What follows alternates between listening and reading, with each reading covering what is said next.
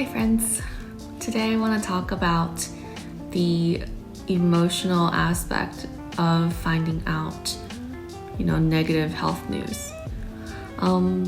This was a topic that I'm definitely not an expert at, and I struggled a lot in the last 3 weeks. And while everyone's journey is different, I don't want to project that, I have all the answers and I'm the expert in this topic, as I'm not. A lot of the times I'm struggling with it myself. Sometimes, my mind tells me the right thing to do, but my emotions are not catching up to what I tell myself is right. And it's frustrating. It's frustrating to feel so much emotion and not being able to express. And after, posting my initial video 2 days ago, I actually feel a lot more lighthearted. It was a lot less scary than I originally thought of sharing all this information. And, I'm beginning to feel really good. I'm feeling like I'm getting more and more confident and gaining more courage. So I want to describe a little bit what the struggles were in the last 3 weeks emotionally. Going to the doctors every week, I always had some bad news been given to me, like in a row. I just felt like I was being hit with a bullet train of random information.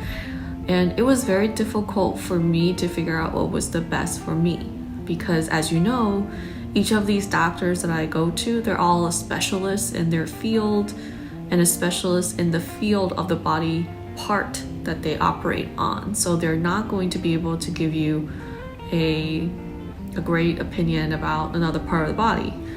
So it was always difficult to really understand what was the best for me. And I think that was a difficult thought that I had to overcome for about 2 weeks. That many people have told me that, no matter what, you have to decide what is best for you and what you're going to do, because nobody else can make that decision for you. And I think that was really difficult. In fact, the thyroid cancer surgery worries me less than the potential surgeries I'll be getting for like because I felt at peace that there was a playbook, like surgery was next, and then if they find cancer, they give you medication, so on and so forth. So it was as if the plan's been laid out, and all I have to do is accept it. And it seems easy because it seems like these experts have the answers. But when you don't have the answers, such as am I willing to remove my body part and not be able to have kids, I think that was a difficult choice. And I still haven't fully comprehended or fully worked through those feelings, but I want to share today a little bit about what happened and how I was able to help myself in the last 2 to 3 weeks. So the first thing was when I heard the news about thyroid cancer, I didn't know where the thyroid is. All I heard is the scary word cancer. So of course the first thing I did was contemplate my mortality, right? Am I gonna survive this, etc. And then the way that I found out as well was a shocker. I found out on a Friday night at the end of the day when the doctors all went home, and I didn't know how to make sense of it. The very good thing that I did for myself at that time was really listen to James, which was don't Google anything. So the entire weekend, I was able to stay off Google. And the thing that James kept saying to me over and over, it was that this is a very curable cancer that people have a 98% chance of survival when they found early, and I'll be fine, and that I shouldn't worry.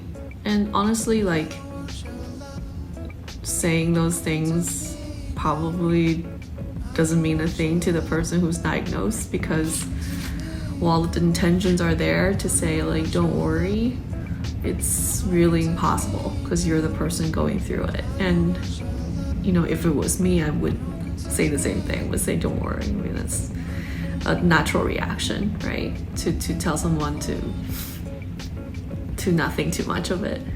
But for some reason, for that 2 days, I was quite good at not Googling symptoms.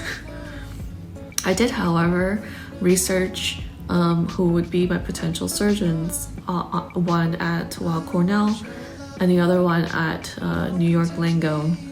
So I was prepared to have the conversation on Monday morning when my doctors called me back to say, like, which surgeon you want to go to. After that, I can remember that I actually had a very negative appointment with my OBG, where during the appointment, she made me feel rushed. She made a comment saying, Kat, it seems like we talk a lot, but you don't make a decision.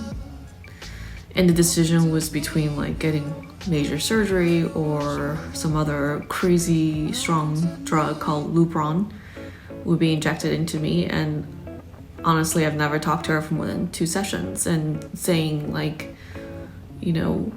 that I couldn't make a decision about my own life at that time, it made me cry when I came home. And while I was really mad at her, I also kept in mind that surgeons might not be the most empathetic people while delivering bad news. There's definitely a choice of words and an importance of placing words when they're choosing words wisely, actually, when they're telling you, the news, whether it's factual or their opinion, or the way they're saying it. You should take the time and advocate for yourself, of course. But I just felt like I was a punching bag. Like just kept telling me all these things. And actually, so what happened was one night, in the middle of the night, I woke up with a crazy panic attack.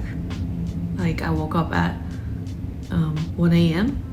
and then my hands or my arm was numb, and for some reason I just jumped up and I thought that I was, like, having a heart attack.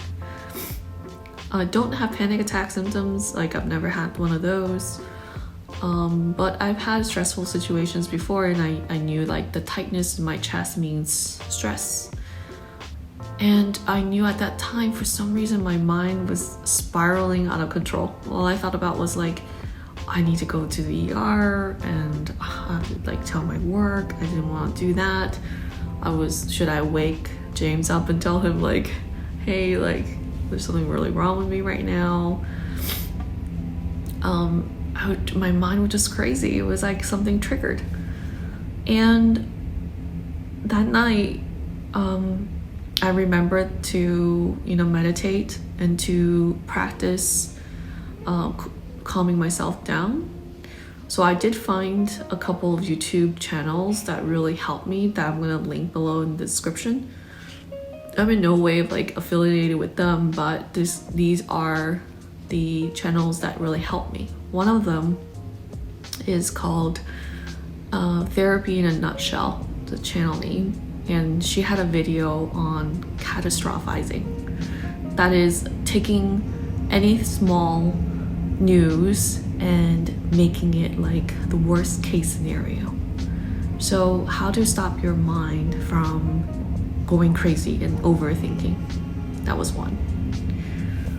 And the other thing is, I used the Calm app, and I listened to content on there trying to go to sleep. And I found that extremely helpful for me. Another thing I try to do is do journaling. And the journaling to me is more about jotting down my fears and using cognitive behavioral therapy to challenge my own thoughts. So, for example, when I wrote that I was scared getting the surgery since I never gotten surgery before, I would challenge my own mind to say, like, what is it to be scared of? Is it I'm scared of the outcome? Am I scared of the process? Am I what? And a lot of the times, by helping myself reframe the way I think, really helped me see perspective and almost not give the negative thoughts power over you. So, for example, I don't like needles, and I don't like getting my blood drawn, and I don't like any of that. And the more I focus on those things, the worse it is, and the worse anxiety that it brings.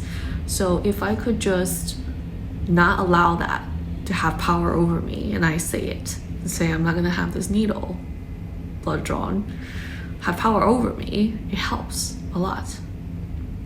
There are other things that help in terms of like understanding what's logical versus thoughts. So I would put a lot of pros and cons lists between what is realistic, things that I can actually control. What are some of the things that I can't? For example, I can't control the outcome of the surgery. I can't control what they find or don't find. And I cannot control how much of my thyroid they're going to remove.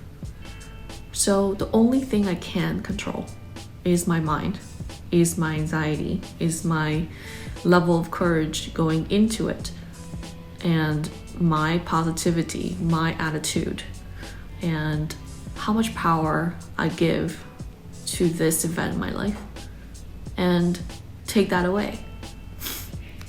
So from that night, I completely changed in terms of like the way that I see information being shared to me, to protect your own brain, protect your own boundaries.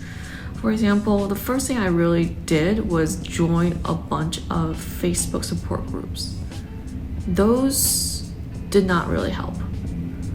In the beginning, I thought they did. I read them all the time, and most of the time people who are writing in those are very freaked out, and it's triggering.